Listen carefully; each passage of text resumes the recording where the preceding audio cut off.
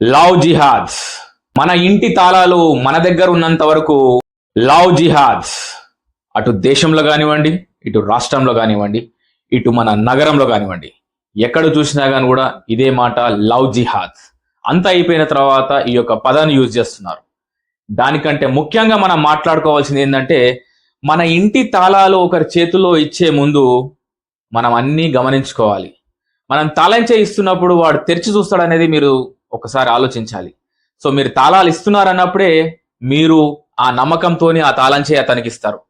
So ఆ తాళం చేయి మీరు జాగ్రత్తగా పెట్టుకుంటే ఇలాంటి జిహాదులు, లవ్వులు, ఇలాంటి వాటికి చోటు ఉండదు.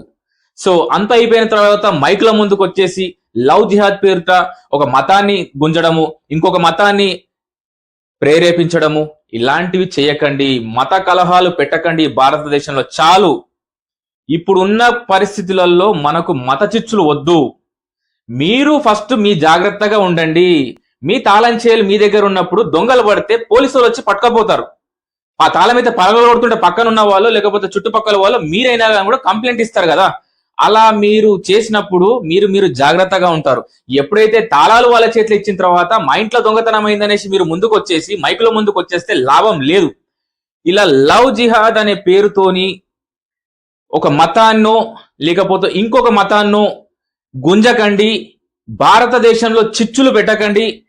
ఈ ఐక్యమత్యంగా ముందుకెళ్లాల్సిన భారతదేశం. ఎందుకంటే మనం ప్రపంచ దేశాలతో ఎదుర్కోవాలంటే మన ఐక్యమత్యమే మనకు బలం. అది హిందూ కావచ్చు, ముస్లిం కావచ్చు, సిక్కు కావచ్చు, క్రిస్టియన్ కావచ్చు, ఎవరైనా సరే మీ దేశంలో మీకు నచ్చకపోతే మీ దేశాలకు వెళ్ళిపోండి. కానీ భారతదేశంలో ఉన్నప్పుడు మటుకు భారతదేశం బాగుండాలి, భారతదేశ సార్వభౌమ అధికారాలు బాగుండాలి అనేసి కోరుకుంటుంది లోకల్ ప్రొడక్ట్ డెవలప్మెంట్ ఆర్గనైజేషన్. ఈ లవ్ జిహాద్ అనేసి ఈ మత కలహాలు, మతాల మధ్యలో చిచ్చులు పెట్టొద్దు. మీరు మీ తాళం చేలు జాగ్రత్తగా పెట్టుకుంటే మీ ఇంట్లో దొంగలు పడరు. అలాగే మీ యొక్క మనసులను మీ దగ్గర పెట్టుకునేసి కరిగిపోకుండా ఉండాలి. పెద్దవాళ్ళ మాటలు వినాలి. పెద్దవాళ్ళు చెప్పిన మాటలు వింటే ఇలాంటివి కావు, జరగవు. మన ఇంటి తాళాలు మన దగ్గర ఉన్నంత వరకు